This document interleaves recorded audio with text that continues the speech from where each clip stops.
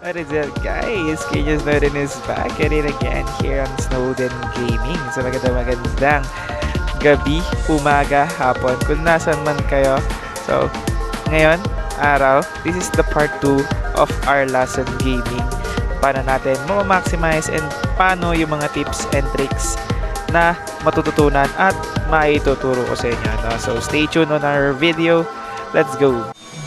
Okay, yung kalaban natin is hindi natin mabasa yung pangalan, no? She has 3,027 trophies. So, ang kalaban natin, si Grappler, si Psychic, and isang Breaker. Okay, anti-summoning. So, we're gonna keep this Poison Bomb. So, hindi mo na natin titira yung Poison Bomb.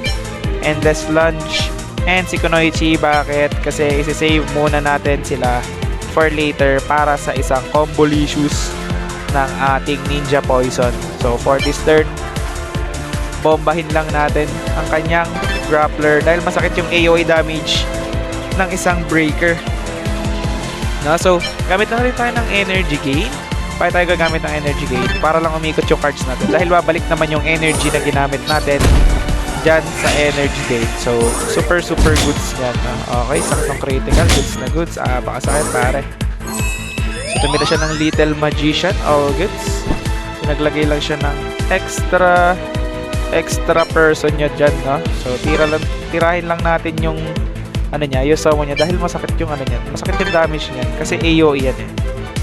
So, pwede na natin i-drop rin si Kunoichi para later, no? So, para may extra Combolicious na tayo mamaya. So, i-drop na agad natin yun. Na sumabog agad. Sumabog agad ang face. Okay. Nagbawa siya ng energy, no? Ang sakit ng Little Thunder. Grabe nga yan. So, for this turn, hindi pa rin natin makuha yung Combolicious na hinahanap natin kay Ninja. So, ayan lang muna natin yan. Stay put lang muna yung cards niya. So, itong Aura Knuckle, guys, pwede natin tong itira sa kahit anong sinos niya, no? Kahit nakukoveran pa yan ng front. So, pero to Aura Knuckle kasi nakalagay dyan na if the target is Psychic, the attack will be critical. So, ipa-priority natin is Psychic yung matamaan ng Aura Knuckle. So, sa kanya natin yan itututok. And then, itong si Little Fighter, itira lang natin dito sa harap. Sabay enter tayo ng matindihan. Okay, critical damage tayo doon. Napakasakit nun, pare ko. Okay, damage na tayo. Ang sakit ng damage niya. Uy, bakit hindi niya tinira yon sa ating summon? Mali siya ng tira doon, no? Kasi yung damage ni Breaker, masakit yan sa mga summoning, no? Nagkamali ata ng tutok si tropa.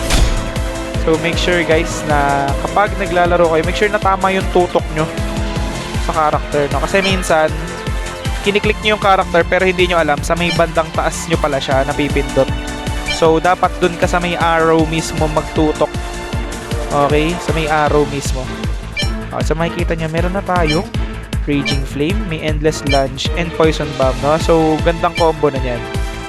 So, ititira na natin tong Raging Flame dito sa front niyang Grappler. Deads na yan. Then, ito AoE naman to.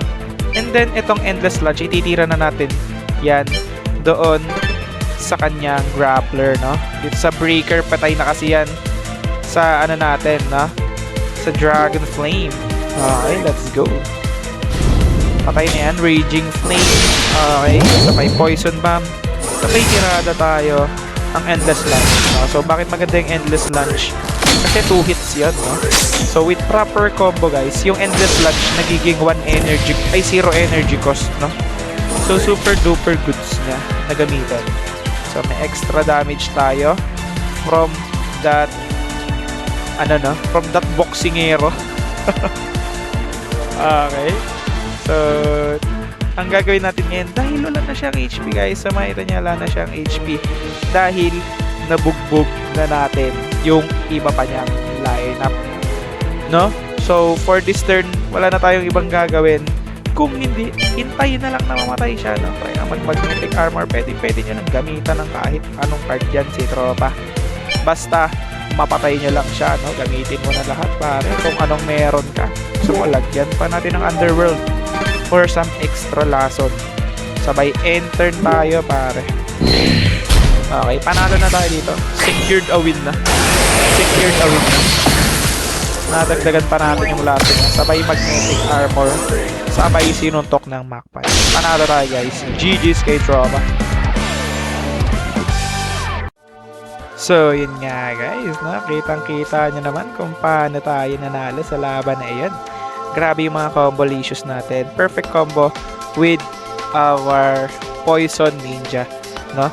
So, stay tuned on our next videos. No? So, in this series, I hope na matuto kayo kung paano natin ma-maximize yung Poison Ninja lineup. So, kita-kits on our next video. Snowden out. Bye-bye!